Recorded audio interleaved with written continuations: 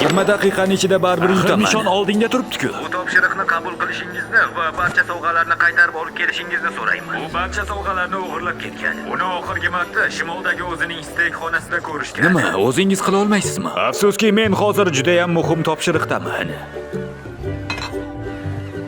Aytgancha, biz sizga hozir pul to'lay olmaymiz. Shuning uchun boshqa narsa so'rashingizga to'g'ri keladi. Nima? Unda nima taklif qila olasiz? Ko'proq sharob.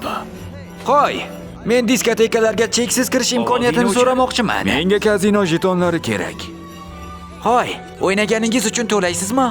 Va nihoyat meni vaqtim keldi. Endi hammangizga ko'rsatib qo'yaman.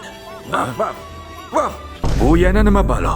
Nima, ahmoqmisan? Shunchaki kirib ketaverasanmi? Xavotir olma. Bu yerda mendan xavfliroq jonzot yo'q. Yerda yotgan o'likka o'xshab qotib turaverasanmi? Nimadir de? Jin ursin.